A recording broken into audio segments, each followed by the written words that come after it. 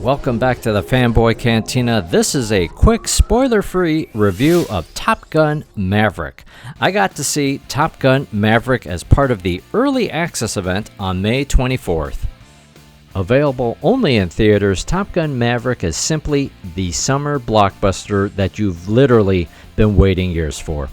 Top Gun Maverick is not a reboot, but a continuation of the original Top Gun that debuted 36 years ago.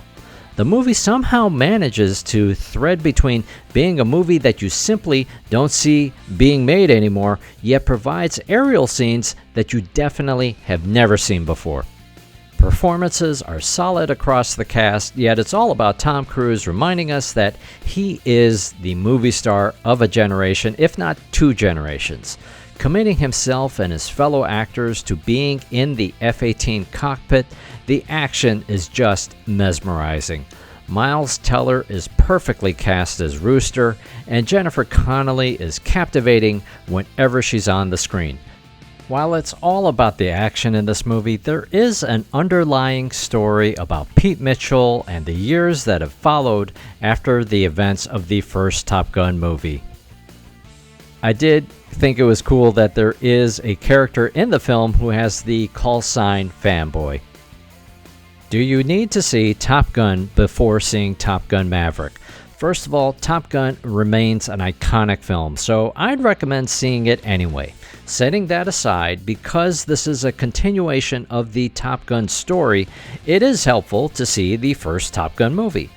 But for certain key story elements, they are addressed either in a flashback from the first Top Gun or simply addressed directly in the film. So no, you do not need to see the first Top Gun before seeing Top Gun Maverick, but Top Gun is worth a rewatch or first watch if you want to have a greater connection to the story and better familiarity with the characters.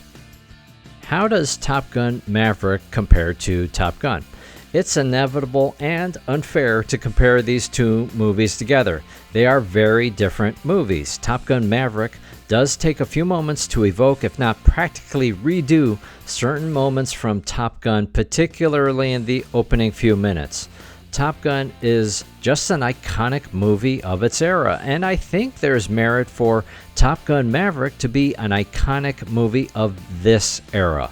While the love story with Kelly McGillis and Top Gun feels a little dated by 2022 standards, Top Gun Maverick feels more fresh and more plausible in the love story, and of course, you can't go wrong with Jennifer Connelly. What they're able to achieve with these real-life jets is just phenomenal. The first movie was groundbreaking for its aerial combat scenes, and now it's just up a whole other level in Top Gun Maverick. I don't think we're going to walk away with the quotable lines like in Top Gun, but it's a fun ride. Do you need to see Top Gun Maverick in IMAX? I would definitely agree with the commercials recommending to see Top Gun Maverick on the largest screen that you can. I saw it at a local AMC Dolby Digital theater, which provides impeccable screen and sound, but I look forward to seeing it again, but in IMAX. I actually cried a couple of times while watching this movie. I had a lot of emotions from the story itself, but also as a fan of the original and what the story and these characters mean to me. It's also great to see a movie like this again in theaters. Now, I know for some of you it may be still uncomfortable to return to the movie theater, or maybe you didn't like going to the theater in the first place before the pandemic. I would encourage you, though, if you feel comfortable, it is just a joy to be back in the theaters, back in the summer blockbuster, and back with an old friend in Maverick. Post in the comments, what do you think of Top Gun Maverick if you've seen it, and do try to stay as spoilery free as you can. Thank you so much for watching. Please take a moment to like, share, and subscribe. This has been the Fanboy Cantina.